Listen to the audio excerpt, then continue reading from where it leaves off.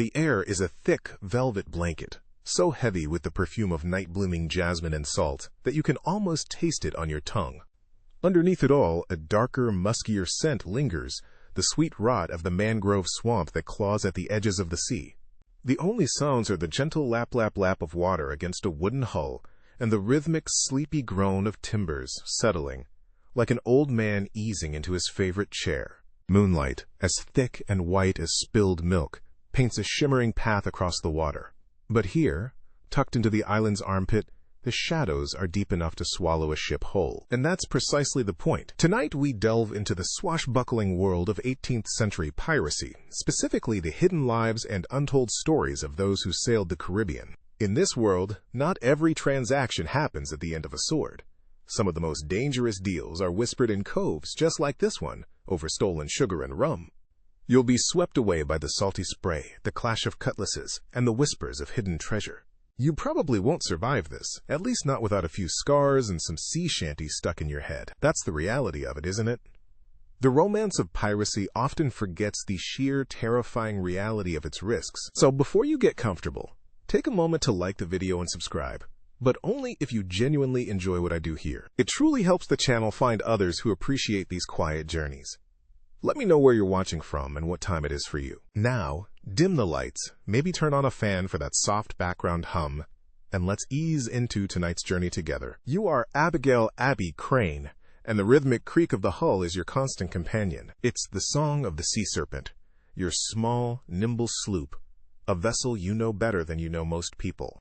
The tiller feels warm and familiar under your calloused hands more accustomed to the forge and the hammer than the helm of a ship. You're an armorer by trade, after all. Your days are meant to be filled with the clang of steel, the hiss of hot metal in the quenching bucket, the patient work of shaping strength and defense. But tonight you are a smuggler. Your simple, humble life has been complicated by opportunity, or perhaps desperation. The event that has led you here, to this dark water, is the promise of coin from selling a very particular, very stolen cargo. The humid air clings to your linen shirt, a second skin you've long since stopped noticing. You take a slow, steadying breath, the scent of salt and the distant sweet smell of the cargo filling your lungs. Below deck, nestled securely in the hold, are 20 barrels of Jamaican rum and a dozen heavy sacks of refined sugar, all liberated from a Spanish galleon that was a little too confident and a little too slow. It was a clean lift, no bloodshed, which is always your preference. You're brave, you have to be for this kind of work, but you're not a killer. You're an artisan, a craftswoman. This is just another kind of craft, a far more dangerous one. Your eyes, now fully adjusted to the gloom, scan the shoreline.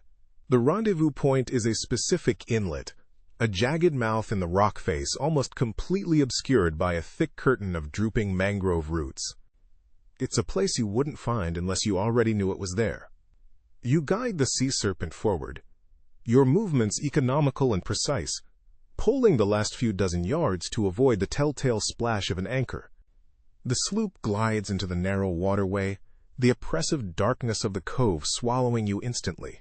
The temperature drops, and the air grows thick with the smell of mud and decay.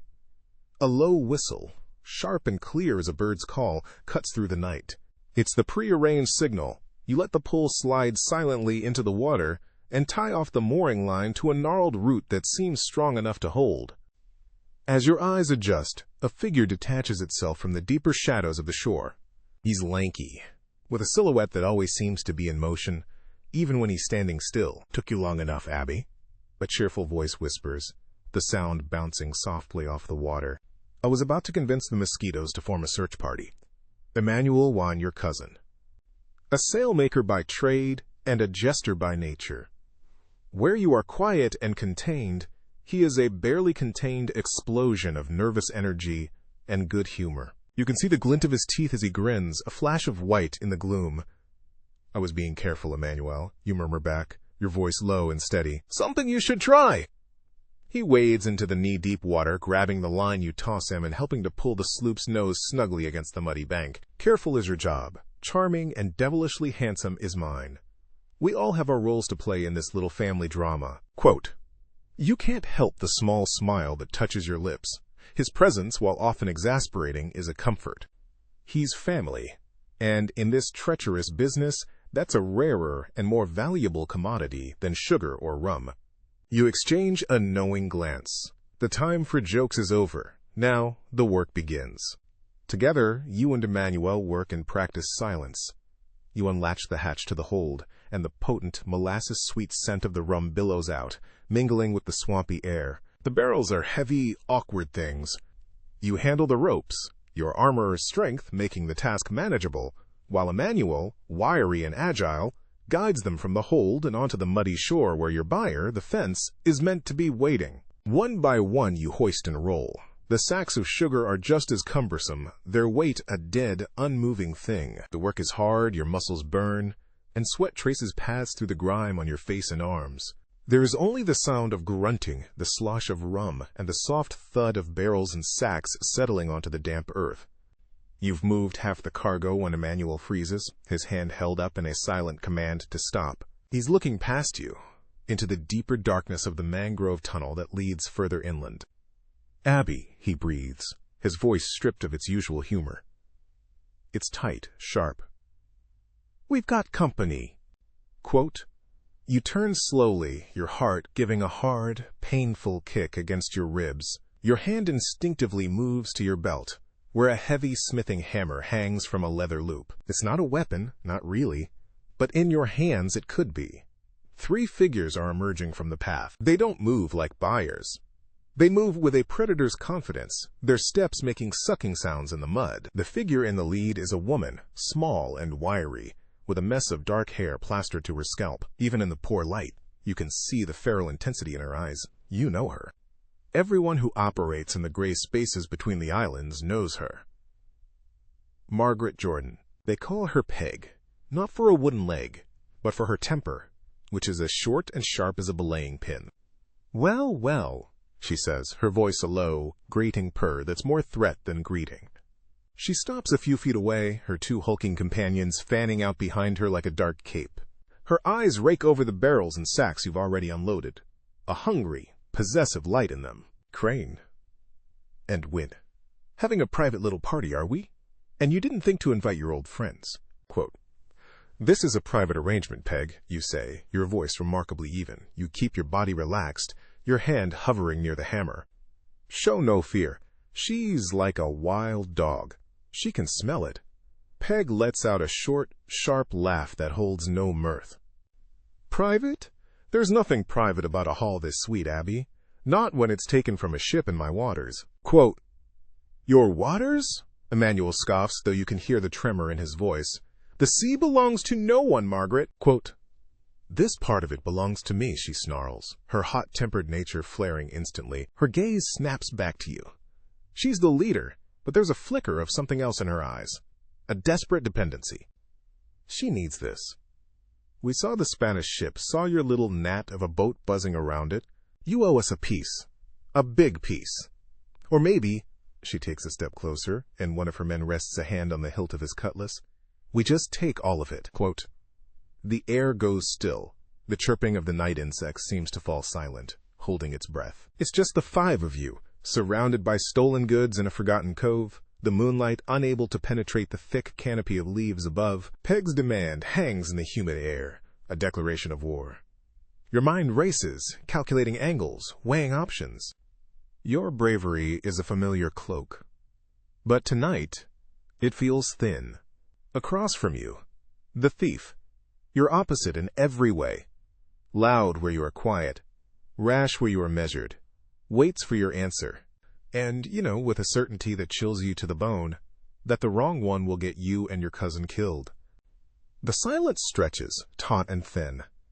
It's a fragile thing, easily broken by the wrong word or the slightest movement.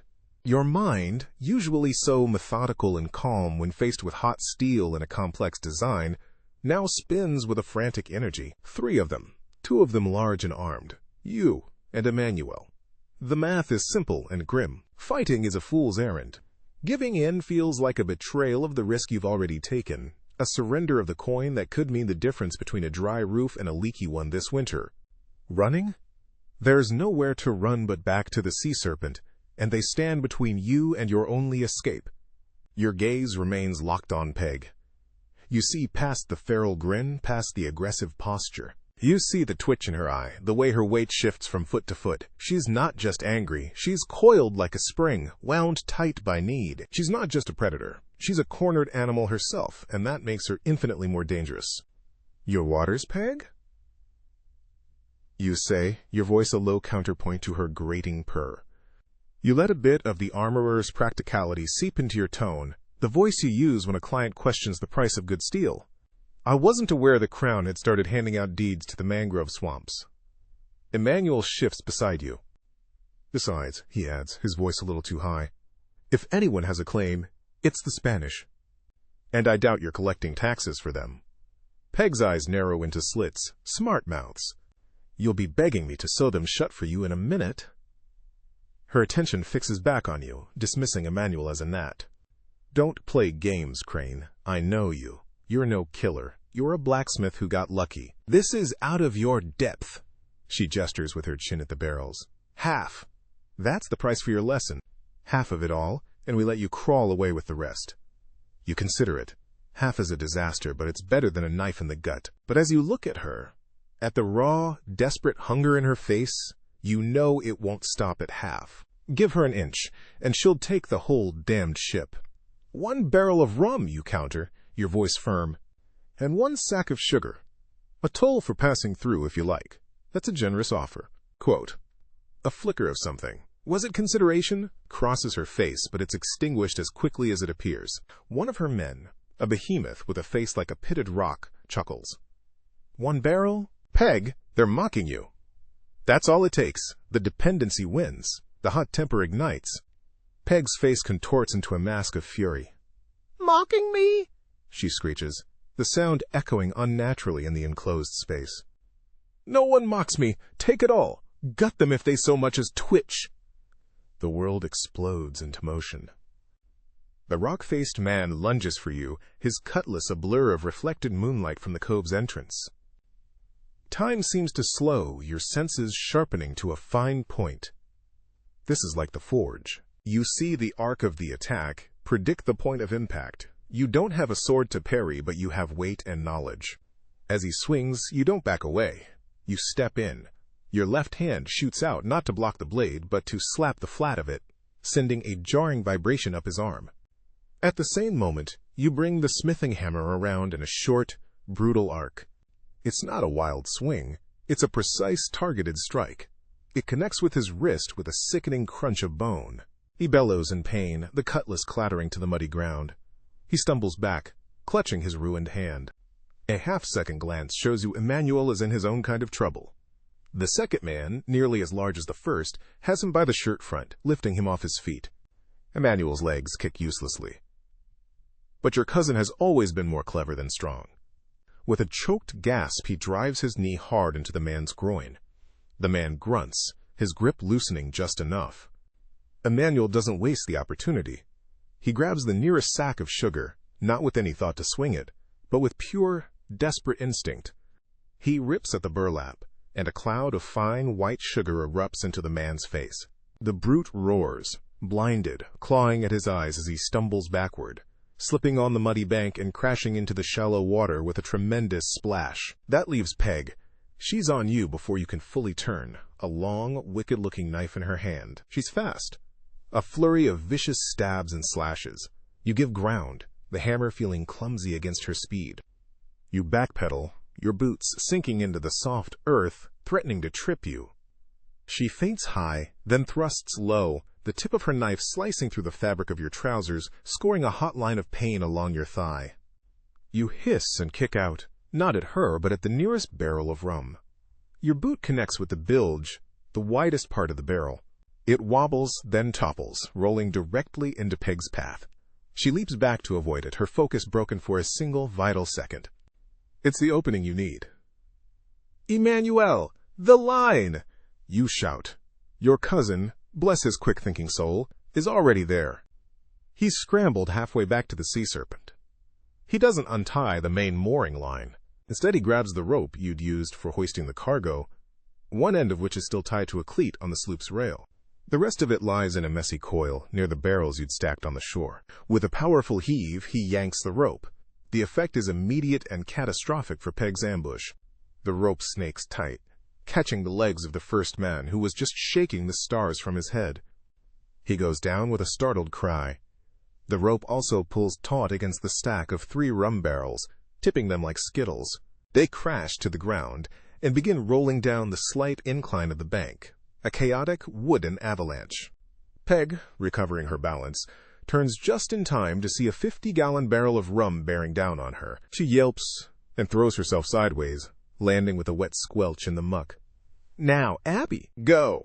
Emmanuel screams, already on deck and fumbling with the pole. You don't hesitate. You turn and run, adrenaline singing in your veins, the sting in your thigh a dull throb. You leap from the bank, your hands catching the rail of the sea serpent as your feet splash into the water. You haul yourself aboard, landing in a heap on the deck, the familiar scent of wood and tar a profound comfort. "Get us out of here!"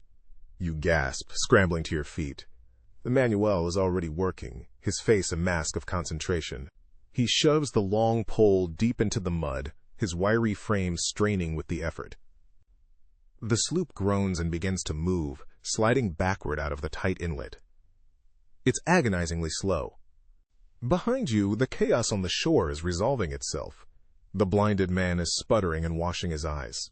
The one with the broken wrist is howling curses, and Peg is getting to her feet, her face a mural of pure, undiluted hatred. Her dress is covered in mud, her hair is a wild mess, and her eyes burn with a furious fire that you can feel even from this distance. "Crane!" she shrieks, her voice raw and powerful. "You're dead! Do you hear me? The next time I see you, I'll strip the skin from your bones myself. I'll hang your cousin from his own sails." Quote, the sloop bumps against a mangrove root, and for one heart-stopping moment you think you're caught. Emmanuel grunts, puts his back into it, and with a scraping sound, you're free. You glide out of the inlet's mouth, back into the wide, moonlit expanse of the open cove. The oppressive darkness of the swamp recedes, replaced by the cool, salty air of the sea. "The sail!" you command, moving to the tiller. Emmanuel drops the pole and scrambles to the mast, his hands a blur of motion as he works the ropes. There's a snap of canvas as the small jib catches the night breeze. The sea serpent shudders and then leaps forward, her speed increasing with every second. The water begins to hiss along her hull, a song of freedom. You risk a look back. Peg and her men are standing at the water's edge, silhouetted against the dark maw of the inlet. They are just figures now, their individual features lost to distance. But you don't need to see her face to know the expression she's wearing. Her taunts, though fainter now, still carry across the water, promises of a painful and bloody reunion. You turn your face to the wind, letting it cool the sweat on your brow. Your heart is still hammering against your ribs like a trapped bird. You look down at the cargo still secure in the hold, then at Emmanuel, who is leaning against the mast, breathing heavily, his usual grin completely absent. You escaped. You survived. But you left half your pay and a hornet's nest behind you. The sweet smell of rum and sugar is now tainted with the bitter scent of a feud that is far from over. The sea serpent slices through the dark water, a whisper of canvas and wood against the vast silence of the Caribbean night. The frantic energy of the escape bleeds out of you, leaving a hollow, trembling exhaustion in its wake. Each gulp of clean, salt-laced air is a rebuke to the fetid swamp you left behind. Your hands, slick with a mixture of sweat and grime, grip the tiller with a tightness that aches all the way to your shoulders. The rhythm of the sloop, once a comfort, now feels fragile, as if the slightest wrong move could shatter the illusion of safety. Emmanuel is a statue at the mast, his silhouette stark against the star-dusted sky. The usual fidgeting energy that radiates from him is gone, replaced by a heavy stillness. He hasn't spoken a word since you cleared the cove. The only sounds are the creak of the boom, the sigh of the waves along the hull, and the distant, hateful echo of Peg's final shriek. "I'll strip the skin from your bones myself." The sharp sting in your thigh, which had been a dull throb in the heat of the fight, now pulses with a fiery rhythm, demanding your attention. You look down. A dark, wet patch is spreading across the rough fabric of your trousers, black in the moonlight. "Abby!" Emmanuel's voice is hoarse, barely a whisper. He pushes himself off the mast and stumbles towards you, his face pale and drawn in the gloom. His eyes fix on your leg. You're hurt. "It's a scratch," you lie, though the tremor in your own voice betrays you. "Let me see." He doesn't wait for permission, kneeling before you with a jerky, uncoordinated movement. With gentle fingers, he tears the fabric of your trousers wider, exposing the wound. It's a clean slice, about 4 inches long, oozing dark blood. Not deep enough to be life-threatening, but deep enough to be a serious problem if it gets infected. It's a physical reminder, a brand left by Peg's fury. "Stay here," he murmurs, his tone all business now, the jester completely vanished. He disappears below deck and returns a moment later with a flask of rum, not from the stolen cargo, but from your own private medicinal stock, and a strip of clean linen torn from a spare shirt. He uncorks the flask, and the sharp scent of alcohol cuts through the air. "This will burn," he warns. You just nod, bracing yourself. You watch his hands as he works. They are a sailmaker's hands, nimble and sure with a needle, but they are shaking now. He pours the rum over the cut, and you hiss, a sharp intake of breath as the fire lances through your flesh. Your knuckles turn white on the tiller. He works quickly, cleaning the wound with a grim concentration before binding it tightly with the linen strip. "It's not a scratch, Abby," he says quietly, tying off the bandage. He looks up at you, his eyes dark with a fear you've never seen in him before. "We were almost killed." You don't answer, you just stare out at the horizon, where the black of the sea meets the ink of the sky. The words hang between you, heavy and undeniable. You'd won the fight, but it feels like a profound loss. After a long silence, you nod toward the hatch. "How much did we leave?" He understands. He rises, his knees cracking, and disappears into the hold. You can hear the muffled thud of barrels being counted, the rustle of sacks. He's gone for a long time. When he finally reemerges, his face is grim. 10 barrels of rum, he reports, his voice flat. "And 6 sacks of sugar. They're still on the bank, along with the 3 we lost in the fight. We have 7 barrels and 6 sacks left. Less than half of what we took." He runs a hand through his hair. "Less than half the coin, for twice the trouble." The numbers settle in your gut like lead weights. Months of planning, a night of immense risk, for less than half the reward. And for what? To pay for repairs to the forge. To buy Emmanuel the new canvas he needs for his shop. To have enough set aside to weather a poor season. Now that slim margin of security is gone, and in its place is a blood feud. "It wasn't your fault, Emmanuel," you say, the words feeling inadequate. "You were fast. The rope that was smart." He shakes his head, refusing the comfort. "Smart?" "Abby, I saw the look on that man's face when he had me. He was going to snap my neck. And Peg," he shudders, "she wasn't just trying to rob us. She wanted to hurt us. She enjoyed it." You know he's right. You saw it too. But you also saw something else. The desperate dependency. Peg wasn't just a predator enjoying the hunt. She was a starving wolf, and you had stumbled into her territory with a fresh kill. It doesn't make her any less dangerous, but it makes the violence feel less like a sport and more like a grim, ugly necessity of her world, a world you have willingly entered. You flex your fingers, remembering the jolt that ran up your arm as the hammer connected with the man's wrist, the sound of his bone breaking. You are an armorer. You spend your days creating things of strength and integrity. You build breastplates to turn aside blades, forge helmets to protect skulls. Your work is to prevent injury, to preserve life. Tonight, you used your smith's strength to shatter a man's limb. The act sits uneasily in your soul, a sour foreign thing. "This isn't who we are," Emmanuel says, voicing your own thoughts. He paces the small deck, a caged animal. "We're not them. We're not Peg Jordan. We mend sails and we hammer steel. We took a risk, fine, but this is something else. Her threat. She meant it. Every port we go to, every cove we shelter in, will have to be looking over our shoulders. Is that the life you want?" You remain silent, letting his words wash over you. Is it the life you want? Of course not.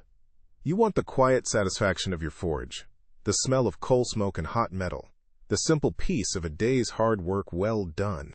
But that peace comes with a price. It comes with barely scraping by, with watching the harbormaster tack another notice of new taxes to the pier, with the constant, grinding worry that one bad month, one ruined tool, could put you out on the street. The stolen sugar and rum was meant to be a way out, a shortcut to a little bit of breathing room. You told yourself it was a victimless crime, stealing from a fat Spanish merchant who wouldn't miss a few barrels. You told yourself it was different from the violent piracy of legends. But tonight, the line between smuggler and pirate, between a calculated risk and a bloody brawl, had blurred into nothing. You'd crossed it the moment you swung your hammer. What's the alternative, Emmanuel? You ask, your voice low and raw. Go back to turning down jobs because we can't afford the steel? Watch your sales rot because you can't buy new canvas? We did this for a reason. Quote, and that reason is worth dying for? He shoots back, his voice rising. Is it worth getting our throats cut in a swamp by a hot-tempered thief and her thugs? We have enough left to sell. It won't be the payday we hoped for, but it's something. We can sell it, Abby. And then we can be done. We can go home. Go home. The idea is a balm on your frayed nerves. To be back in your own workshop, the familiar weight of a hammer in your hand for its proper purpose, the heat of the forge on your face. To live a life where your biggest worry is a difficult weld, not a knife in the dark. It's a tempting vision, a safe one, but then you remember the condescending sneer of the Royal Navy officer who impounded your last shipment of iron, claiming it was for unlicensed military-grade production. You remember the merchant who paid you half of what was owed for a set of custom tools, knowing you couldn't afford to fight him for the rest. The honest world had its own kind of pirates. They just wore better clothes and hid their daggers behind contracts and laws. At least with Peg, the threat was honest. You knew exactly where you stood. You look at Emmanuel. You see the genuine terror in his eyes, and a wave of guilt washes over you. This was your plan. You were the one who heard the whispers of the Spanish galleon's route. You convinced him it was a clean lift, a simple transaction. His humor and good nature were your anchor in this. And you'd almost gotten him killed. Maybe you're right, you concede, the words tasting like ash. You ease your grip on the tiller, your whole body aching with a weariness that goes deeper than muscle. The first hints of dawn are beginning to stain the eastern sky, a faint gray line between the water and the stars. A new day. But Peg's promise lingers. The next time I see you, you are dead. Being done with this life might not be up to you anymore. You may want to walk away from the world of shadows and whispers, but that world may not be ready to let you go. You have a new problem, one that can't be solved with a bigger score or a faster ship. You have an enemy who knows your name and your face, and who now has a very personal reason to hunt you down. The price of your escape tonight wasn't just a few barrels of rum. It was your anonymity. It was your peace. And you fear you may never get them back. You let Emmanuel's words settle into the profound weariness that has claimed you. Is it worth dying for? The question is a cold, hard stone dropped into the deep well of your exhaustion. You look from his pale, earnest face to the dark smear of your own blood on the makeshift bandage. You think of the sickening crunch of bone under your hammer, a sound that now feels like a stain on your soul. You are a creator, a builder of defenses. But in that swamp, you became a destroyer. No, you say, and the word is a surrender. It's a quiet admission, not just to him, but to yourself. It's not worth it. A wave of relief washes over Emmanuel's features, so potent it's almost visible in the pale pre-dawn light. He sags against the mast, a puppet with its strings cut. The tension that held him rigid for the last hour bleeds out into the cool morning air. Then we're done, he breathes. We sell what's left, and we go home. Not home, you counter, your mind already working, shifting from the frantic calculations of a fight to the methodical planning of a craftsman. Not yet. We can't go back to our old town. Not now. Peg knows us. She knows where we work. If she's as vengeful as she seems, she'll have people looking for us there before the week is out. Quote. The hope on his face flickers. So what do? Live on this boat forever? We find a new home, you say, a fragile idea beginning to take shape, a bigger port, somewhere busy enough to get lost in. We'll sell the rest of this mistake to a tavern keeper or a merchant, someone with coin who isn't looking for a fight. We'll take a loss on the price for a quiet sale. Then, with what we get, we start over. For real this time. You look at him, your gaze steady. We use our hands for what they were meant for. You, your needles and canvas. Me, my hammer and my forge. We build something honest. The plan is simple, terrifyingly so. It means abandoning everything familiar, every customer you've ever had, every half-friendly face in your local tavern. It means being strangers in a new place, with only a small pouch of ill-gotten coin to your names. But the alternative, a life of looking over your shoulder, waiting for Peg's promised retribution, is no life at all. Emmanuel is quiet for a long moment, watching the sunrise paint the clouds in shades of rose and gray. A new home, he repeats, testing the words. He looks at you, a flicker of his old self returning to his eyes. All right, Abby, a new beginning. But you're buying the first round of drinks when we get there, with legitimate coin. A small, tired smile touches your lips. It's a deal. The next 2 weeks are a blur of careful movement and quiet desperation. You sail south, avoiding the usual shipping lanes and the coves frequented by those who live outside the law.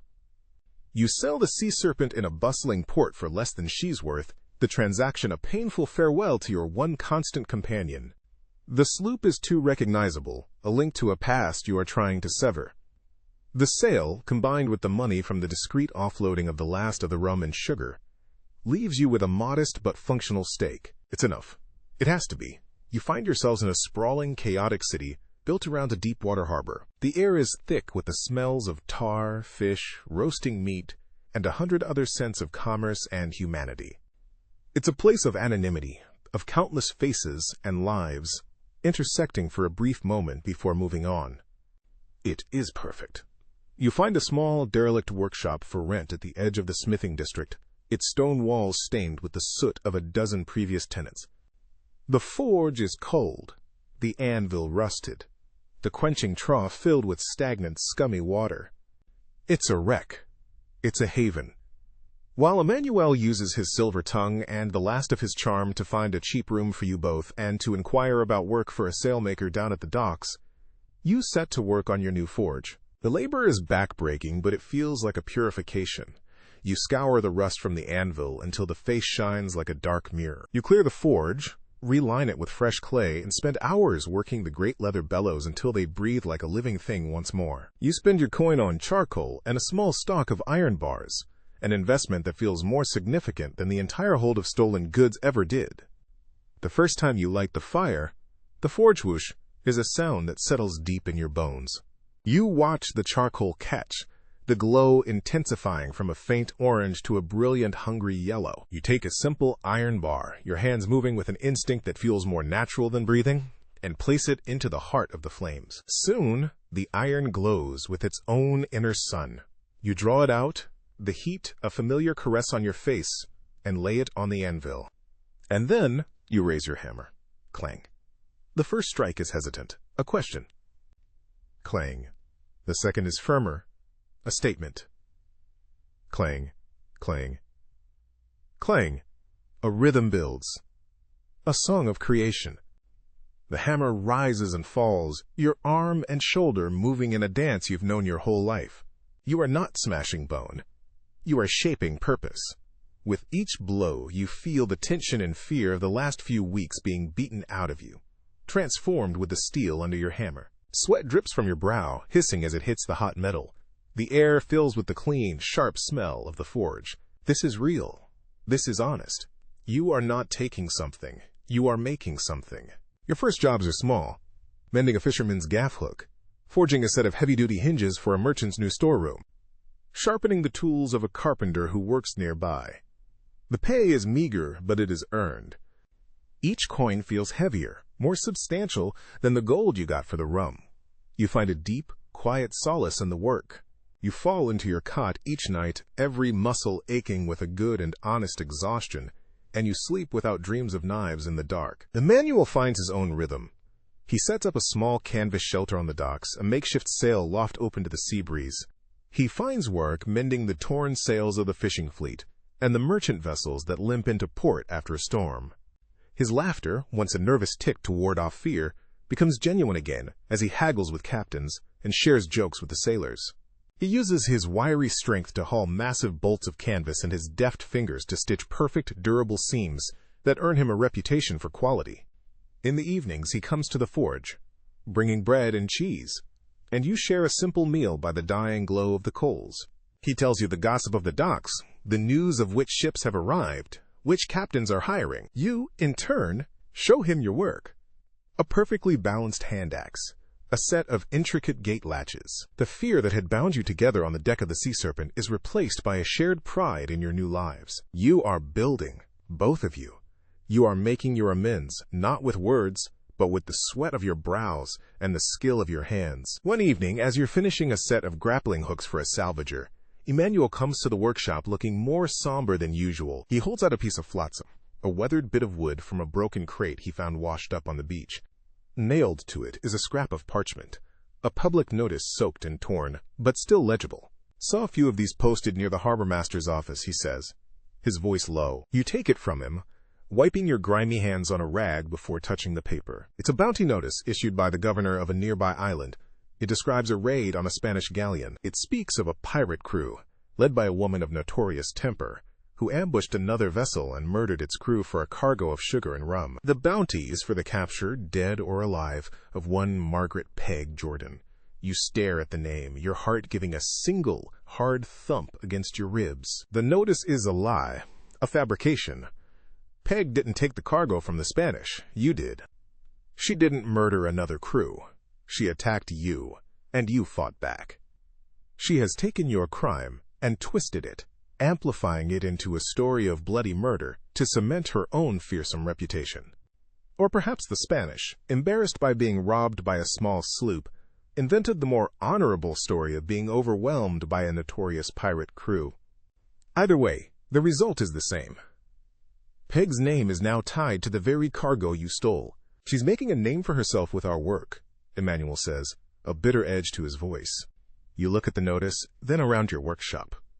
You see the anvil, solid and real. You see the tools hanging neatly on the wall. You feel the satisfying ache in your shoulders. The world of Peg Jordan, of lies and bounties and blood, feels a million miles away. She can have the name. She can have the reputation. You have this. You crumple the notice in your fist and toss it into the glowing heart of the forge. The parchment blackens, curls and vanishes in a flash of bright orange flame, the lies turning to ash and smoke. You turn your back on the fire, the past consumed. Let her, you say, your voice even and calm. You pick up your hammer, its wooden handle smooth and familiar in your palm.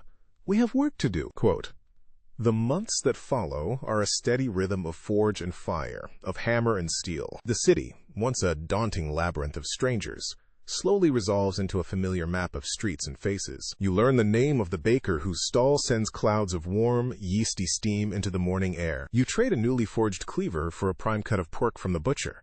Emmanuel's laugh becomes a common sound down at the docks, and his handiwork, the neat, strong seams of his sails, becomes a mark of quality among the fishing fleet. The ghosts of the sea serpent and the mangrove swamp recede, becoming a story you no longer tell, a scar you no longer touch. Life settles into a comfortable, if humble, pattern. You wake with the sun, your body aching in the satisfying way that only hard labor provides. Your days are spent in the glowing heat of the forge, your world narrowed to the task at hand, the curve of a horseshoe, the edge of a blade, the strength of a weld.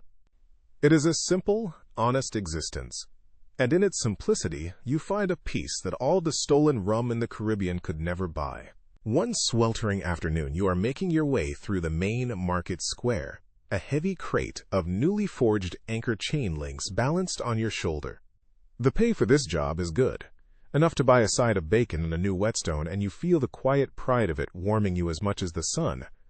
The square is a riot of sound and color. Merchants hawking their wares, sailors bartering in a dozen different languages, the squawk of parrots in wicker cages, the smell of fried fish and overripe mangoes. Emmanuel is supposed to meet you here, his work on the docks finished for the day. You are scanning the crowd for his familiar, lanky form, when a shout cuts through the market's din. It's a man's voice, raw and triumphant. There! By the fountain! It's her! A ripple of commotion spreads through the crowd. People turn. Stalls are abandoned, and a space begins to clear in the center of the square. You shift the weight of the crate on your shoulder, craning your neck to see. Two men, built like dockside brawlers with the predatory look of jackals, are shoving their way toward the central fountain. They are not Royal Marines or city guardsmen. Their clothes are rough, and they move with the swagger of men who live by their own brutal laws, bounty hunters. Their target is a small, wiry figure who has frozen by the fountain's edge, a half-eaten piece of fruit in her hand. Her hair is a tangled black mess, her clothes are ragged, and a desperate, cornered animal look is in her eyes. Even across the square, amidst the chaos, you recognize her instantly. Margaret Peg Jordan. Your blood runs cold. The weight on your shoulder suddenly feels immense. Your first instinct is to turn, to melt back into the crowd, to pretend you saw nothing. This is not your fight. This is the past catching up to her, a past you have worked so hard to escape. But you are rooted to the spot, a spectator to the final act of a play you thought had ended months ago. Peg reacts a split second later. She drops the fruit and bolts, not with the confident aggression you remember, but with the frantic terror of prey. She darts through the crowd, her small frame an advantage. But the bounty hunters are relentless. They plow through stalls, sending baskets of spices and bolts of fabric tumbling to the cobblestones. The market erupts into chaos. She's heading in your direction. For a heart-stopping moment, you think she sees you, that she's running to you for some reason you can't fathom. But her eyes are wide and unfocused, seeing only obstacles and escape routes. She ducks down a narrow, refuse-choked alleyway between a chandlery and a cooper's shop. The two hunters, grinning now that they have her trapped, follow her in.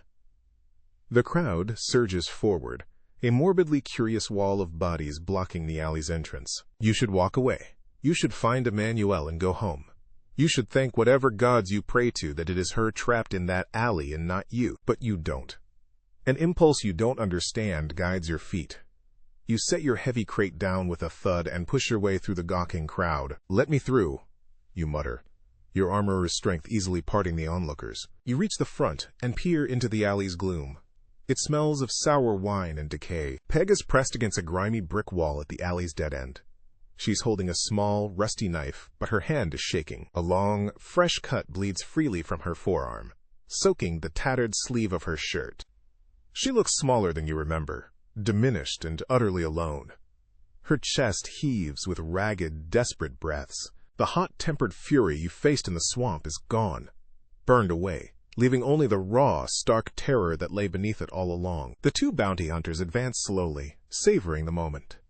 "Nowhere left to run, Peg," the larger one sneers, cracking his knuckles. "Quite a bounty on your head. Seems you made some important people very angry." "Should have stuck to picking pockets," the other one says, drawing a short, heavy club from his belt. "Playing pirate is a dangerous game for a little slip like you." Peg says nothing. She just watches them, her back scraping against the brick, the point of her knife trembling. You see it then, with a clarity that cuts through your own history of fear and anger. You see the person behind the moniker. Not the hot-tempered thief, not the antagonist, just a woman, out of options, out of time, about to be beaten and dragged away to a hangman's noose for a crime she didn't even commit. A crime you committed. Her eyes flicker for a second, a desperate scan for an escape she knows isn't there, and they meet yours. For a heartbeat, the world stops.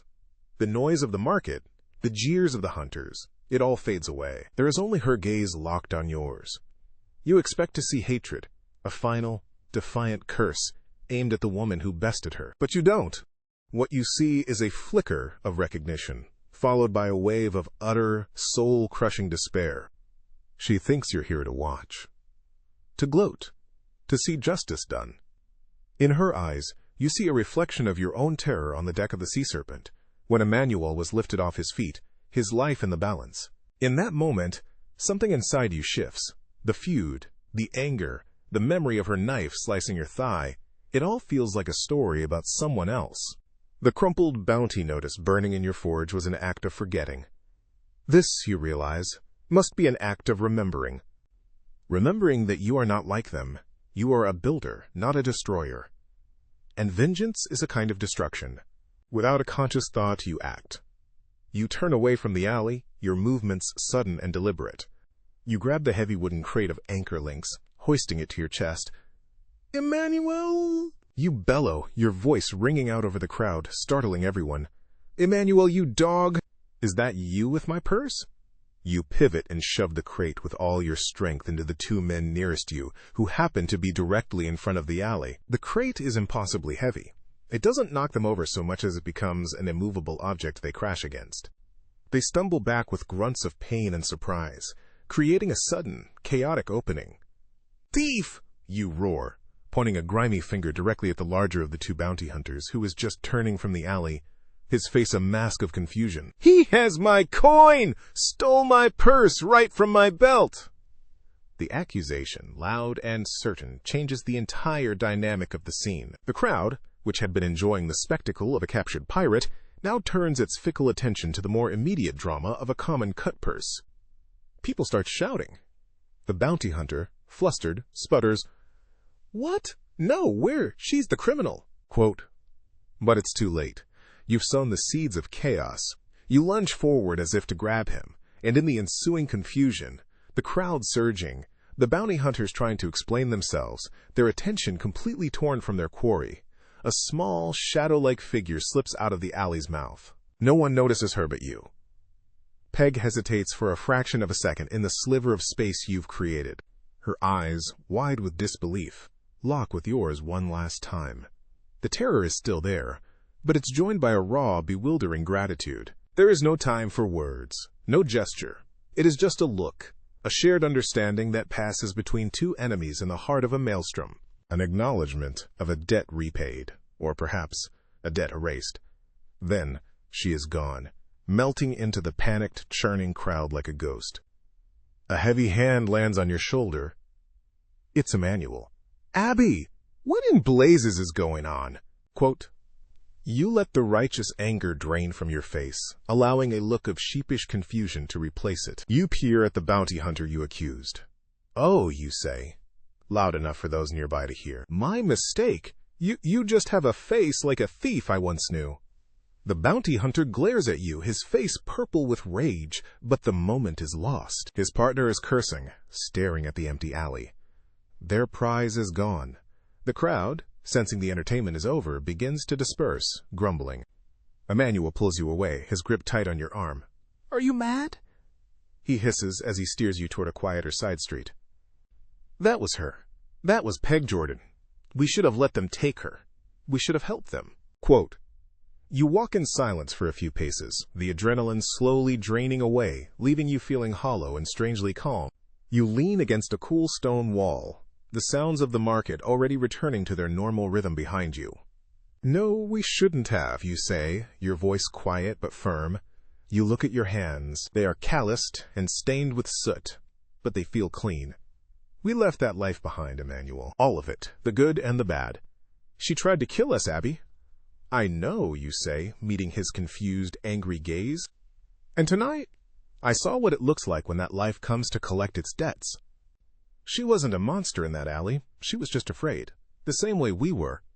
You push yourself off the wall and start walking, your steps steady. You left more than half a cargo of rum and sugar back in that swamp. You left your fear.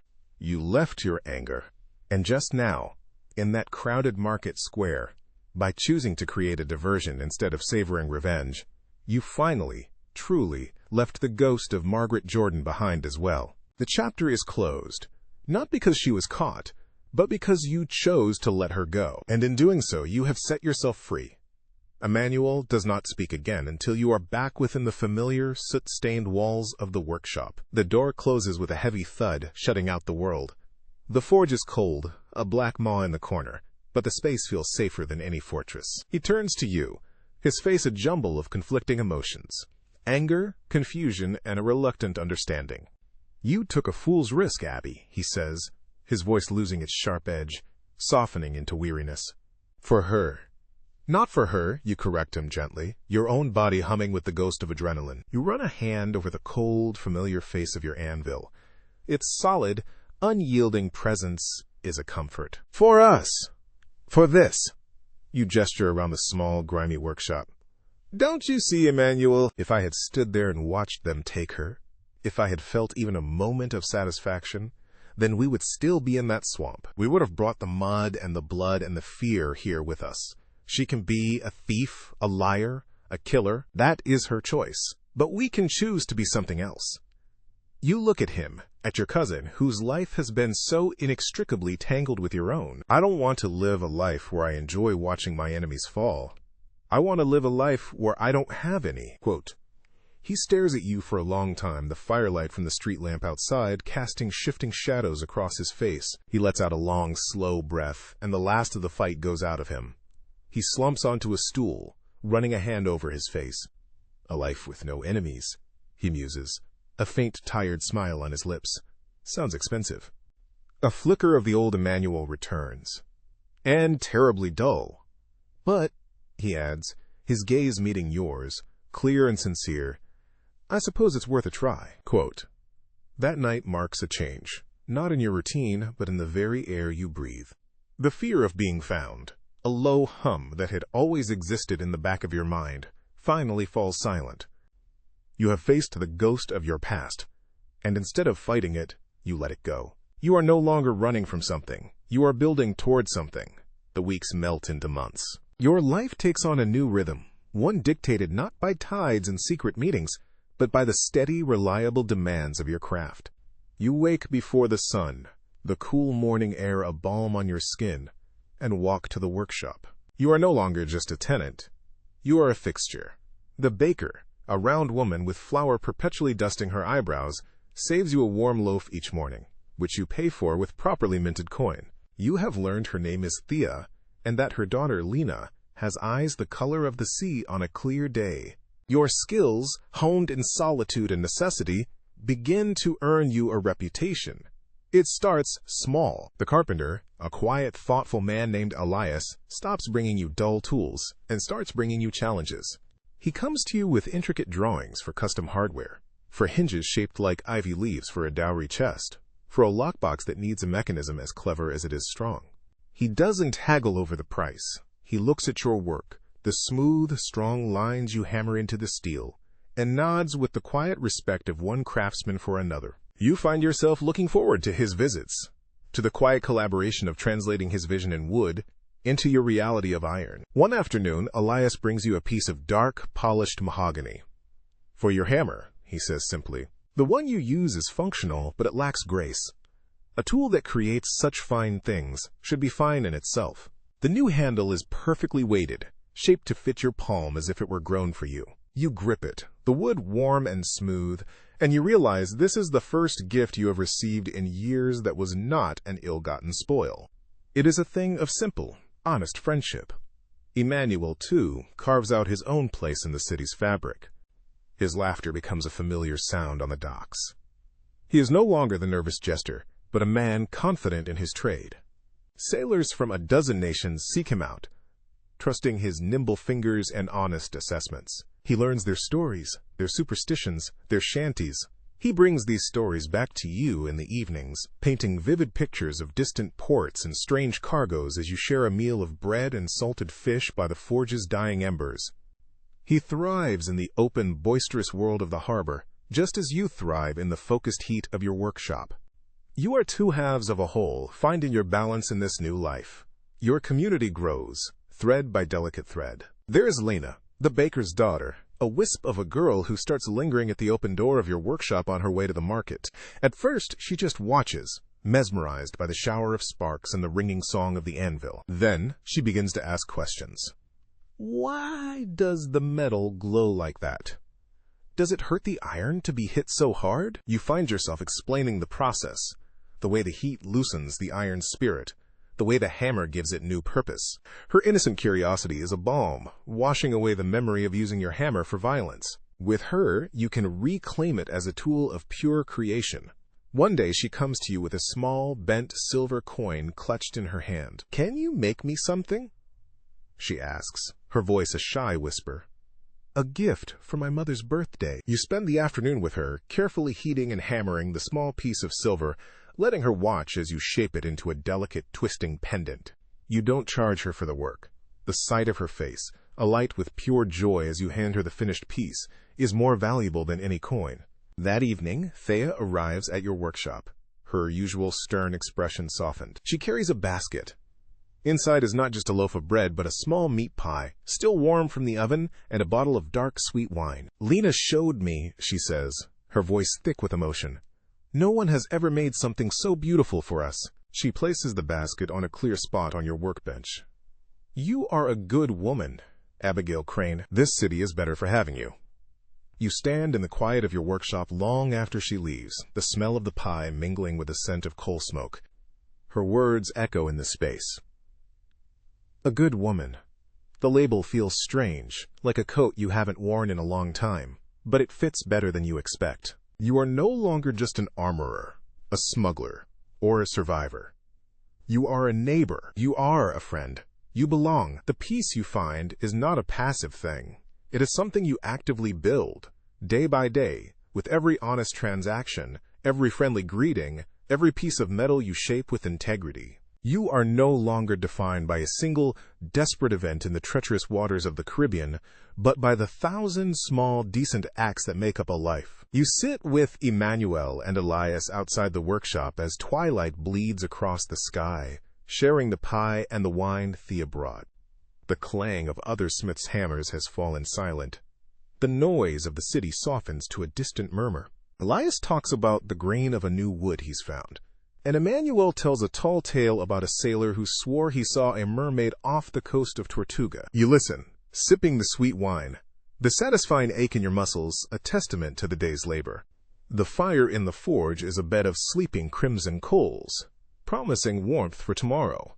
There is no fear here. There are no shadows to check, no whispers to parse for threats. There is only the company of friends, the taste of a good meal, and the profound, quiet satisfaction of a life built, not taken. You look at your hands, calloused and stained, resting on your knee.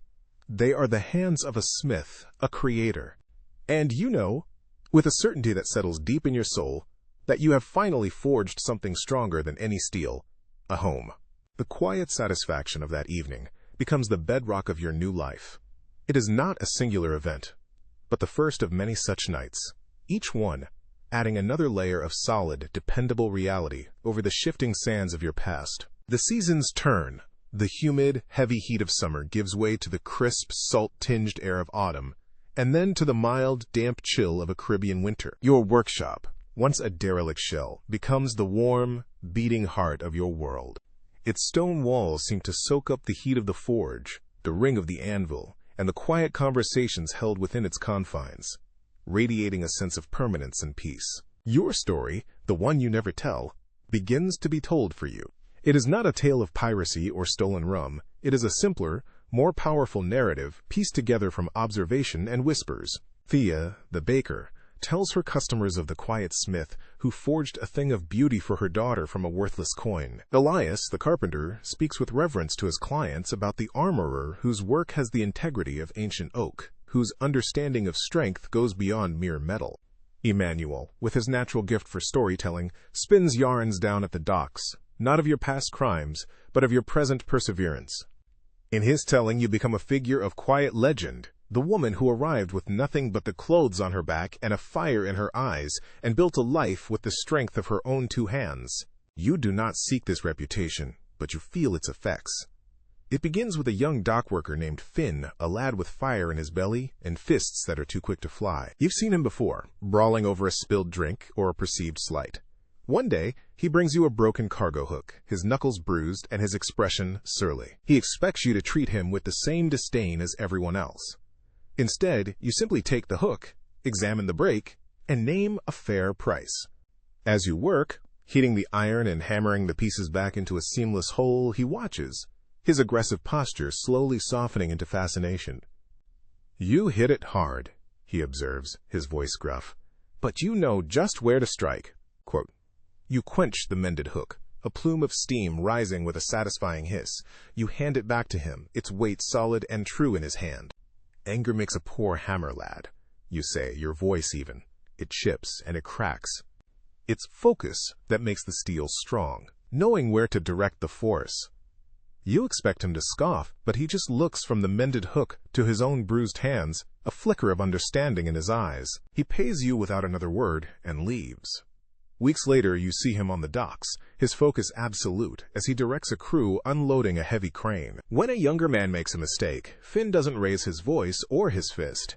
He stops, shows him the proper way to secure the ropes, and claps him on the shoulder. The force of his personality, once a destructive storm, is now being channeled, directed. It is the first ripple, another follows soon after. A merchant named Silas, known for his shrewdness that often bordered on dishonesty, comes to you to commission an iron-strapped chest. He tries to haggle you down, citing the cost of materials and praising his own generosity. You listen patiently, then tap the face of your anvil with the mahogany-handled hammer Elias made for you.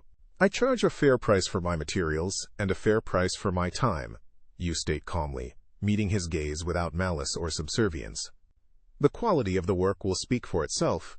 If you want a cheap chest, you can find a man who does cheap work. His chest will fail you, mine will not.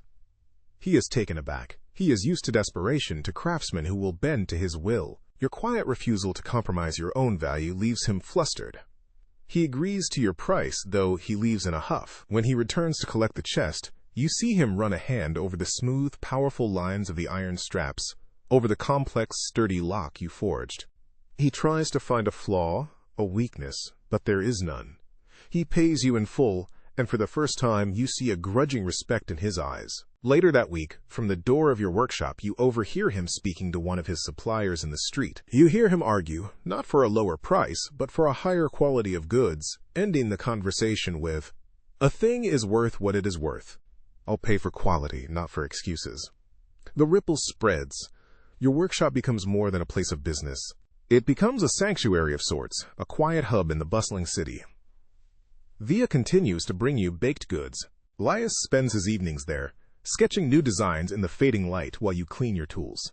Even Finn, the dock worker, takes to stopping by, not to talk, but simply to sit on a crate for a few minutes and watch you work, finding a strange peace in the rhythm of the hammer. You are an unlikely confessor, a silent counselor. Your steady presence and the simple, unshakable integrity of your work offer something that many in this chaotic city lack: a sense of solid ground. One evening, as a light rain whispers against the cobblestones outside, a new visitor appears at your door. She is young, no older than Lena, but her eyes hold a desperate, hunted look that you recognize with a jolt that travels up your spine. It is the same look Peg Jordan had in that alley, the same look you imagine you had on the deck of the Sea Serpent. The girl, whose name is Cora, works in one of the taverns down by the docks. She speaks in a low, trembling voice, telling a familiar, sordid tale of a gambling father, a mounting debt, and a tavern owner whose patience has run out. He is a cruel man, and he has offered her a way to clear the debt. Help him and his men rob a visiting merchant who is staying in the rooms above the tavern. "They want me to leave the man's door unlocked tomorrow night," she whispers, twisting a loose thread on her sleeve. "They say no one will get hurt, but I've seen them, how they are." Her voice trails off. She looks at you, her eyes pleading. "I heard people say that you are a strong woman, that you know how to fight. I thought maybe you could sell me a knife, a good one, just in case." The air in the workshop grows thick. The warmth from the forge seems to recede. Here it is.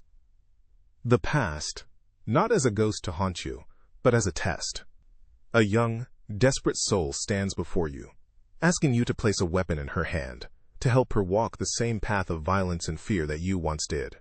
You can see the dark road unfurling before her, the theft, the potential for bloodshed, a life spent looking over her shoulder. A life that ends in a filthy alley with bounty hunters closing in. You look at your hands, stained with the honest grime of the forge. You remember the feel of your hammer connecting with bone. The weight of that memory is a cold, heavy thing. You will not place that weight in this girl's hands. "A knife is a poor answer to this problem," you say, your voice softer than you intended. "It invites violence. It turns a bad situation into a tragic one." Tears well in Cora's eyes. "But what else can I do? If I refuse, he will hurt my father. Or me. I have no coin, no way to pay." Quote, you think for a moment, the lessons of your new life aligning themselves in your mind. You think of Finn's focused strength, of Silas's grudging respect for quality, of Elias's quiet friendship. You have forged more than iron in this city. You have forged connections. You have more than you think, you tell her. You walk to the door and call out to Emmanuel, who is just arriving for your shared evening meal. You explain the situation to him in low tones. He looks at Cora, his usual humor replaced by a deep compassion. "The tavern owner is a man named Blackwood, isn't he?" Emmanuel asks. Cora nods numbly. "I know him. A bully who preys on the desperate." But the harbormaster owes me a favor for mending the sail on his personal yacht in half the time he expected. He turns to Cora. And Thea, the baker, has been looking for a reliable girl to help with the morning deliveries. The pay isn't much, but it's honest. And it's a start. You look back at the girl. You don't need a knife, Cora. You need a new path. It will not be easy. It will be hard work, but it will be yours. And you will not have to walk it alone. You spend the next hour crafting a plan. Emmanuel agrees to speak with the harbormaster, to use the weight of his office to put a leash on Blackwood. You give Cora the small pouch of coins you had set aside for a new set of tongs, telling her it is not a gift, but a loan, the first investment in her new life, to be repaid when she is able. You walk with her to Thea's bakery, and you watch as the stern baker's expression softens when she sees the desperation and the flicker of hope in the young girl's eyes. When you finally return to your workshop, the rain has stopped. The air is washed clean, and the stars are beginning to appear. You stand at the doorway, looking out at the city. You see the light from Thea's bakery, the glow from the taverns on the docks, the distant lamps of the ships in the harbor. You see a web of interconnected lives. Tonight, you did not just help one girl. You strengthened that web. You chose creation over destruction, community over isolation, hope over fear. You realize that this is your true legacy. It is not in the steel you forge, but in the lives you touch.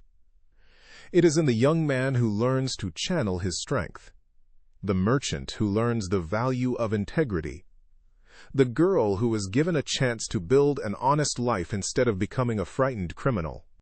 The ripples from that one desperate night in the mangrove swamp have not faded. They have transformed. The fear and violence have given way to waves of hope, spreading outwards through this city, touching shores you will never see. You are no longer Abigail Crane, the armorer who survived. You are the smith who reforges lives, and the song of your anvil has become a hymn of redemption, ringing out in the heart of the city you now call home. The deep, resonant peace you have forged settles into the marrow of your bones, as solid and real as the anvil that has become the center of your universe. Days are marked by the rising sun and the satisfying ache in your shoulders. Your world is one of fire and steel, of purpose and creation. The ghost of Peg Jordan has been fully exorcised, not by violence, but by forgiveness, and the slow, steady accumulation of good, honest work. You have built a life here, a sturdy structure held together by the mortar of friendship and community. One morning, the light slanting through the open forge door is particularly golden. You are putting the finishing touches on a set of intricate fire irons for Elias, a commission he plans to give to the harbormaster as a wedding present. The poker ends in a stunningly detailed sea serpent's head, a subtle, private nod to a past you can now recall without a tremor. The work is challenging, the finest you have ever produced, and a deep, quiet pride hums within you, a counterpoint to the ring of the hammer. It is this hum of contentment that is so jarringly interrupted by a new sound at your door. The sharp, impatient tap of a silver-headed cane on the cobblestones. You look up, wiping a sheen of sweat from your brow with the back of your arm.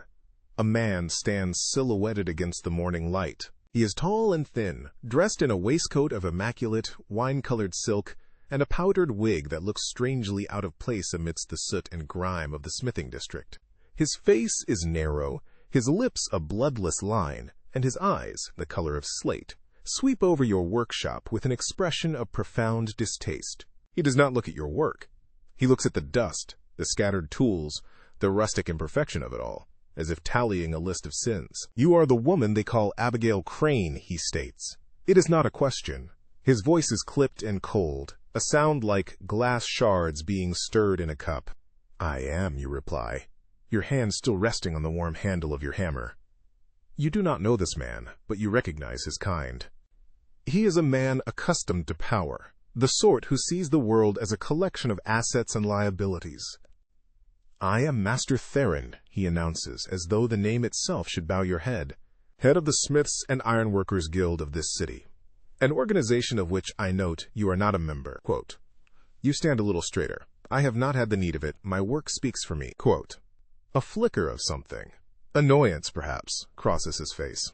All work of this nature falls under the Guild's charter, granted by the colonial governor himself. Your enterprise, he says the word, as if it is something foul, is unsanctioned, illegal.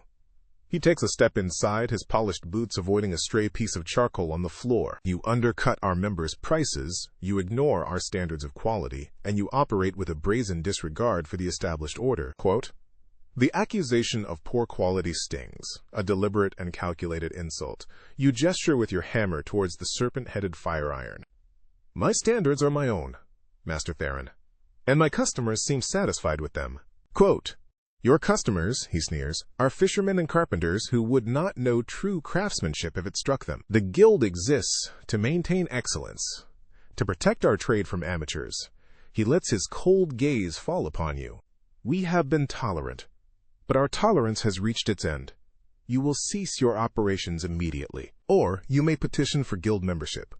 The application fee, to compensate for your past transgressions, is 500 crowns. Quote, "The number hangs in the air, vast and impossible. It is a fortune. It is more than you and Emmanuel made from the entire Spanish heist. It is more than you could hope to earn in 5 years of honest work. It is not a fee, it is a sentence."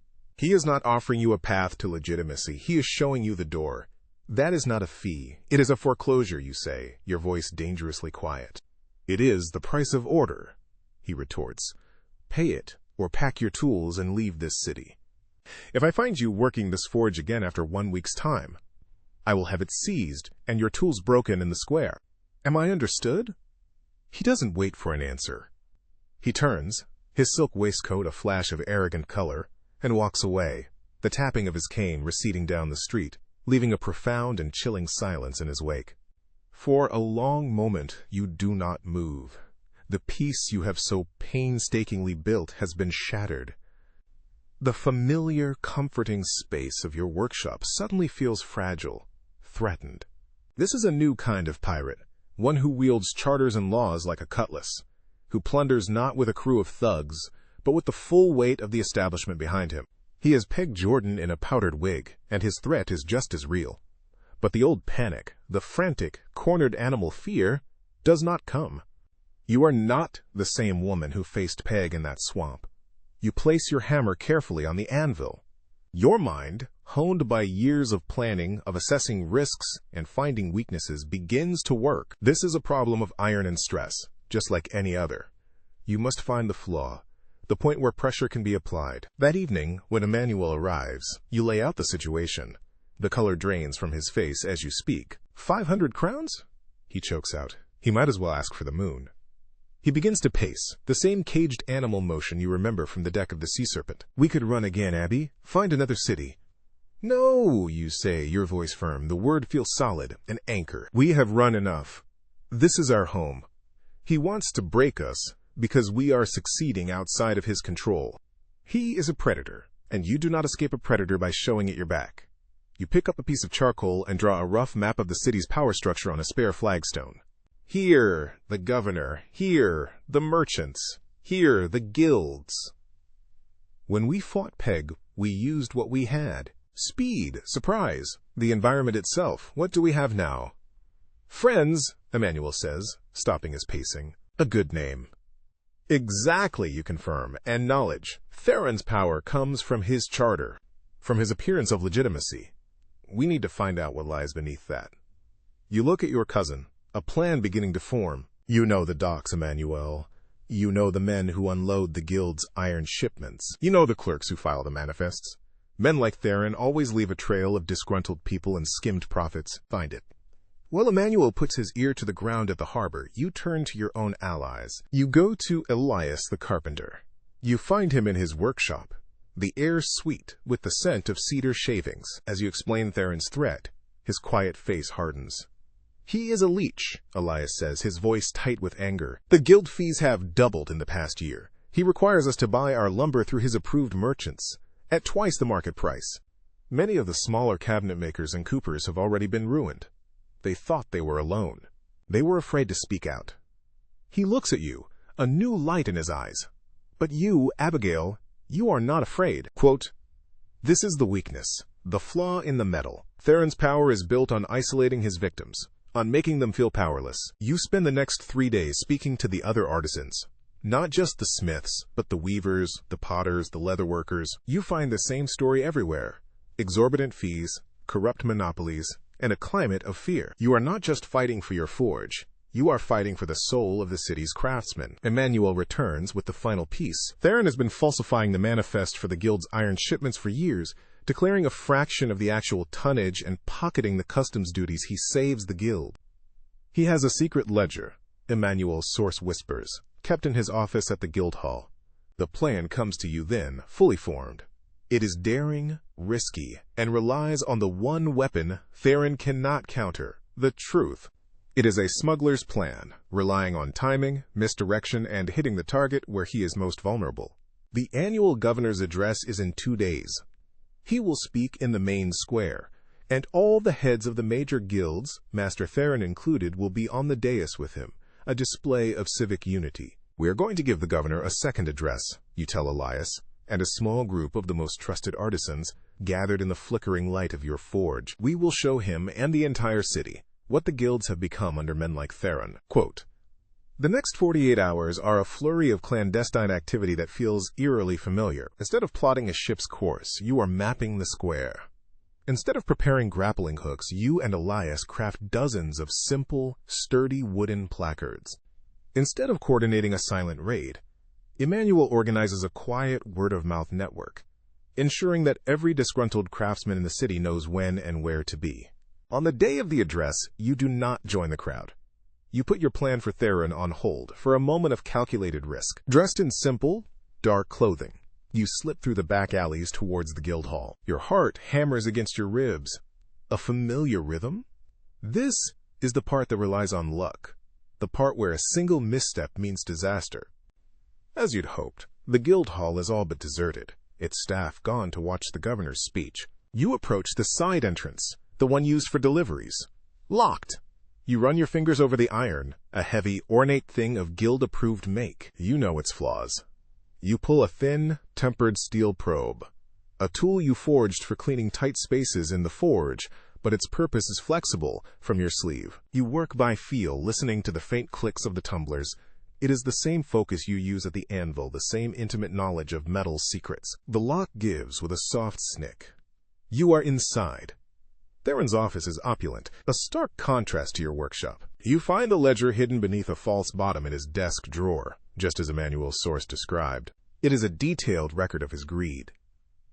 Tucking it securely inside your shirt, you slip back out into the alley, your pulse singing with the thrill of a clean lift. You arrive at the square just as the governor is taking the stage. You see Emmanuel, Elias, Finn, and dozens of other faces you now know, melting into the crowd at strategic points. You find your own place, the hidden ledger, a heavy, righteous weight against your ribs. Master Theron is on the dais, looking regal and untouchable. The governor begins his speech, his voice droning on about prosperity and order. As he reaches his crescendo, you give the signal, a sharp, piercing whistle, the same one you used in the mangrove swamp. It begins. From all sides of the square, the artisans step forward. They are not shouting, they are silent. They turn their backs to the governor and hold up the blank wooden placards you and Elias made. It is a quiet, profound gesture of defiance, a wall of silent protest that is more powerful than any riot. The crowd murmurs, confused. The governor falters. Theron's face turns from confusion to fury as he recognizes the faces in the crowd, the people he has been bleeding dry. "Guards!" he sputters. "Arrest these traitors!" But you are already moving. You stride forward, not towards the protesters, but directly towards the dais, holding Theron's ledger high for all to see. "This is the only traitor here!" you call out, your voice ringing with the authority of the anvil. Master Theron speaks of order, but he profits from chaos. He speaks of quality, but his true craft is theft. Quote, "You are on the steps of the dais now. Theron lunges for you, his face a mask of rage, but you are ready. You do not meet his attack. You sidestep, using his own momentum against him, and he stumbles past you. You are an armorer. You know how to redirect force. You hand the ledger to the astonished governor. Here is the guild's true accounting, your excellency. The accounting of a man who robs the city, the colony, and the very craftsmen he swore to protect." Quote, "The crowd erupts. Your silent protest has been given a voice." The guards, caught between Theron's sputtering demands and the governor's stony face as he flips through the ledger, do nothing. The artisans, their courage bolstered, turn their placards around. On the other side, Elias has painted simple words: fair trade, honest pay. No more guild tyranny. Theron is surrounded, his power evaporating in the sunlight. He is no longer an untouchable figure of authority. He is just a common thief, exposed. You stand on the edge of the dais, breathing heavily, not with exertion, but with the sheer force of the moment. You did not swing a hammer or draw a weapon. You used the truth as a blade, and your community as a shield. You look out at the sea of faces. Elias's proud smile, Emmanuel's triumphant grin, Cora and Thea standing side by side, even Finn who holds his placard like a standard. You have not just saved your forge. You have reforged the rules. The strength you cultivated in the shadows has brought a new kind of order to the light. The roar of the crowd is a physical force, a wave that washes over the dais and seems to shake the very cobblestones beneath your feet. For a moment, you are frozen, the heavy ledger still in the governor's hands, Master Theron's sputtering, impotent rage, a pathetic counterpoint to the chorus of 100 liberated voices. You see the city guard, their expressions a mixture of confusion and relief, surround the now former guildmaster, their movements firm and decisive. The established order has not been overturned. It has been righted. You step back from the edge of the dais, melting away from the center of attention. This was never about you, not really. It was about the principle, as solid and unyielding as your anvil. Emmanuel is there suddenly, his arm around your shoulders, his grin so wide it seems to threaten to split his face. Elias is beside him, his usual quiet composure broken by a smile of pure, unadulterated triumph. One by one, they come to you, the weavers, the potters, the coopers, their faces streaked with sweat and tears. They do not offer grand speeches. They offer a nod, a hand on the arm, a whispered, "Thank you." In their eyes you see not a hero, but a reflection of their own reclaimed courage. The aftermath is a whirlwind. The governor, a man far more politically astute than he appears, seizes the opportunity. An inquiry is launched. Theron's ledgers, both the official and the secret one, are laid bare, revealing a web of corruption that ensnares merchants and minor officials alike. The guild is to be restructured, its charter rewritten. A week later, a formal invitation arrives, delivered by a nervous-looking clerk. The interim guild council, composed of respected artisans like Elias, requests your presence. They offer you Theron's position. They want you to lead them. The offer is a testament to the power you now hold, a recognition of your strength and integrity, and as you stand before them in the now humbled guild hall, you know with a certainty that quiets your very soul, that the answer is no. My place, you tell them, your voice clear and steady in the grand room, is at my forge. Leadership is a responsibility I will not take lightly, but my craft is the one I have chosen. Elias will be a fine leader. My counsel is yours to ask for, always, but my hands are for the hammer. Quote, to lead would be to trade one kind of battle for another, a battle of politics, committees, and endless compromise. You have fought enough. The peace you have sought is not found in a position of power, but in the simple, profound satisfaction of a day's work well done. Leaving the guild hall that day, turning your back on the offer of prestige and authority, feels more like a victory than exposing Theron ever did. It is a victory for yourself. You have chosen your life, and it is a humble one, and you would not trade it for all the gold in the governor's treasury. Life settles, not into the old pattern, but a new one, brighter and more secure. The fear is gone. It is a tangible absence, like a weight lifted from your shoulders that you didn't realize you were still carrying. You wake in the mornings not to the dread of discovery, but to the gentle light filtering through your window and the distant, comforting cry of gulls. You walk to your workshop, and the city greets you. Thea hands you your loaf with a wink. Her daughter Lena waves shyly from the doorway. Finn, the dockworker, gives you a respectful nod, his strength now a quiet confidence instead of a bristling threat. These small moments are the currency of your new wealth. Your work flourishes. The forge is your sanctuary, a place of meditation and creation. Each clang of the hammer on hot steel is a note in a song of your own making. You feel the music in your bones, in the satisfying ache of your muscles, in the focused calm of your mind. You are no longer just making tools and hardware, You are weaving yourself into the fabric of the community. You forge the anchor for a ship that will carry a young family to a new life. You craft the hinges for a cradle Elias has built. You mend the gate of the local schoolhouse, refusing payment but accepting a bouquet of wildflowers from the children. You find yourself lingering at the end of the day, not out of necessity, but for the simple pleasure of it. Elias often joins you, bringing his own work, and you pass the evenings in a comfortable silence. The only sounds the scrape of his plane on wood and the soft sigh of the coals in your forge. You speak, sometimes, not of the past or of grand futures, but of the simple things, the way the light hits the water at dusk, a new technique for joining metal to wood, the satisfying heft of a well-made tool. In his presence, you feel a quiet, unspoken understanding. It is a connection forged not in crisis, but in the shared respect of two people who build things that are meant to last. One evening, as the sky outside your workshop door bleeds into shades of deep violet and orange, you find yourself staring at your own hands. They are not the hands of a lady. They are stained, calloused with nicks and old burns mottling the skin. A fine white scar, a faint silver line, runs along the back of your left hand, a memento from Peg's knife. You trace it with a finger. It no longer brings a flash of fear or anger. It is simply a part of your story, a line on a map that led you here. You think of Peg, not with malice, but with a distant, detached pity, hoping she found some measure of peace, or at least a brief respite from the life that was hunting her. You have come to realize that forgiveness is not something you grant to another. It is a gift you give yourself, the act of laying down a heavy, useless burden. Gratitude rises in you, warm and unexpected, like the heat from the forge. You are grateful for the scar, for the fear, for the desperation. You are grateful for the storm because it taught you the profound value of a safe harbor. You look around the workshop, at the tools hanging in their proper places, at the faint glow of the dying coals, at Elias sitting quietly on his stool, sanding a piece of mahogany until it gleams. This is your harbor. Everything you have built or you have earned. And it is enough. It is more than enough. You're a long way away, Elias says softly, his voice not breaking the silence but becoming a part of it.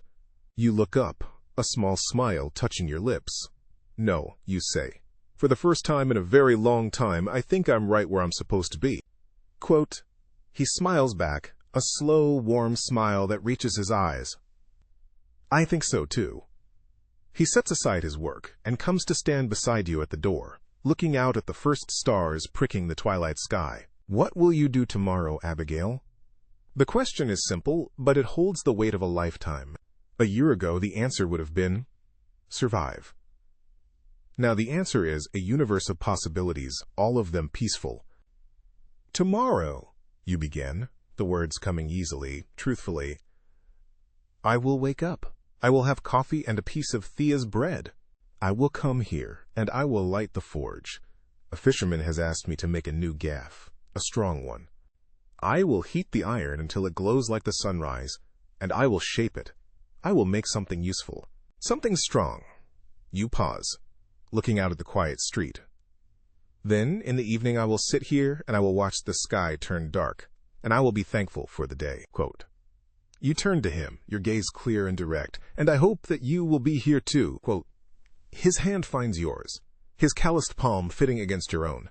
His touch is not one of passion, but of something deeper, more enduring. It is a touch of companionship, of shared purpose. It feels like coming home. You look towards the future, and for the first time, you do not see a shadowy path fraught with danger or a blank space to be feared. You see a succession of days like this one. You see a life filled not with grand adventure, but with small, profound joys. You see Lena growing up. You see Cora paying back her loan with a proud smile. You see Finn becoming a leader of men. You see a community you helped to heal, a life you have forged from the ashes of another. True happiness, you understand now, is not a treasure to be found or a prize to be won. It is a thing to be built, slowly, patiently, with strong hands and an open heart. And as you stand here at the threshold of your workshop, with the stars coming out and a good friend by your side, you know that your hands are finally building for yourself.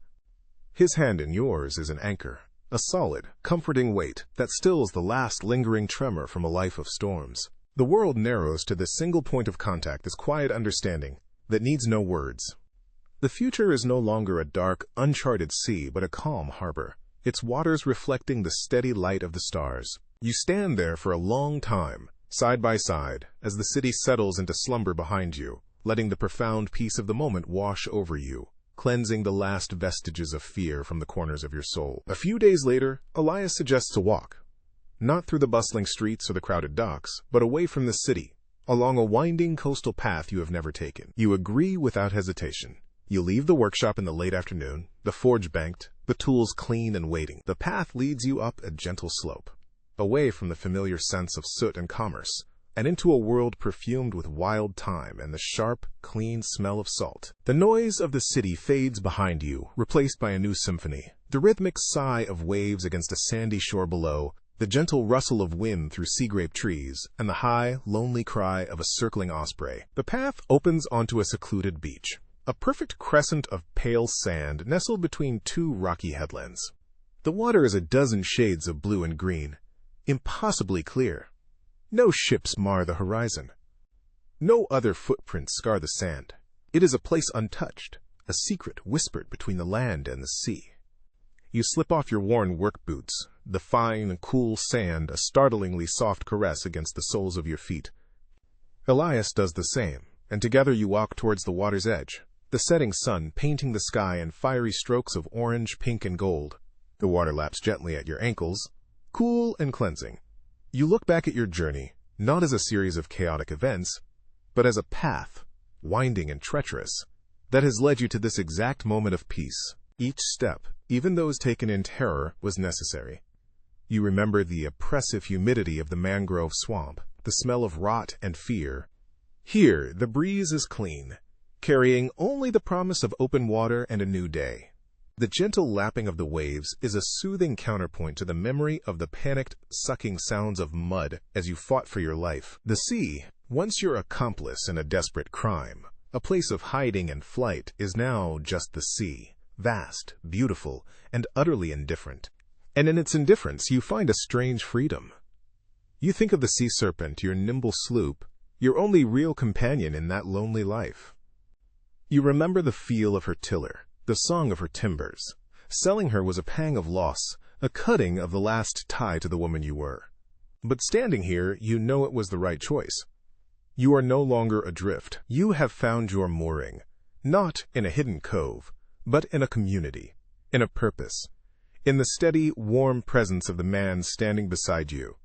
Your gaze drifts across the water, and you remember the look in Peg's eyes in that crowded market square, the raw, cornered terror that mirrored your own.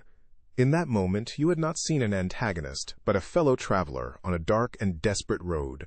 Letting her go was not an act of mercy for her, but an act of liberation for yourself. It was the moment you truly left the swamp behind, refusing to let its poison taint the new life you were building. Vengeance would have been an anchor, dragging you back into the depths. Forgiveness was the setting of a sail, allowing you to catch the wind and move on. You've learned to be still, Elias says, his voice a low murmur that blends with the sound of the waves. He is watching you, his expression one of quiet contentment. When I first met you, even when you were standing perfectly still at the anvil, there was a storm in your eyes. Quote, you look at him, at his kind, honest face, and you know he sees you more clearly than anyone ever has. The storm has passed, you say, the words feeling truer than anything you have ever spoken. It finally ran out of rain. He smiles and reaches for your hand again, his fingers lacing through yours. You stand together in comfortable silence, watching as the sun kisses the horizon. The light is a miracle, a warm golden glow that seems to set the very air alight. It bathes the world in a soft, forgiving radiance, smoothing the sharp edges of the rocks and turning the foam on the waves to liquid gold. This light feels like a blessing. It is the end of a day, a hard-won day, and it holds no threat, only the promise of rest and a peaceful tomorrow. The day is done. Another journey is complete. You're safe now, truly safe for the first time in a long time, and you're ready for sleep. The walk back is quiet, the path now silvered by the light of a rising moon. The air grows cooler, and you feel a pleasant weariness settle deep into your bones. It is the exhaustion of peace, not of fear. Back in the city, the streets are quieter. The light from your small room above the workshop is a welcoming beacon. Elias walks you to your door, his hand still holding yours. "Good night, Abigail," he says, his eyes reflecting the soft lamplight. "Good night, Elias," you reply, your voice soft. He releases your hand, the lingering warmth, a comforting promise, and you watch him walk the few steps to his own room across the small courtyard before you turn and go inside. Your room is simple, sparse, containing little more than a bed, a small table, and a chest for your clothes, but it is yours. The window is open, and the same sea breeze that rustled the palm trees on the beach now whispers through the curtains. It carries the faint, distant murmur of the waves, a sound that is no longer a reminder of danger but a lullaby. It is the deep, steady breathing of the world as it sleeps. You wash the salt and sand from your feet, the cool water, a final soothing ritual. As you change into a simple linen nightshirt, you catch your reflection in the small, wavy mirror on the wall. The woman looking back at you is not the same person who stared out from the deck of the Sea Serpent with haunted eyes. The lines of tension around your mouth and eyes have softened. There is a calmness in your gaze, a quiet strength that has nothing to do with physical prowess and everything to do with self-possession. You have weathered the hurricane and found the eye. You lie down, the rough spun sheets a comfort against your skin. Outside, the moon climbs higher, its gentle light bathing your room in a silver tranquility. You can hear the city's quiet night sounds, the distant clang of a ship's bell marking the watch, the faint laughter from a faraway tavern, the comforting presence of your loved ones sleeping soundly in their own beds nearby. You think of Emmanuel, likely asleep in his small room by the docks, his dreams full of sails and sea lanes. You think of Thea and Lena, safe above their bakery, their dreams smelling of warm bread. You think of Elias, just across the way, his dreams full of the patient beauty of wood and form. You are a part of this constellation of quiet lives, a fixed point in a peaceful sky. You are finally home. Sweet dreams. Good night.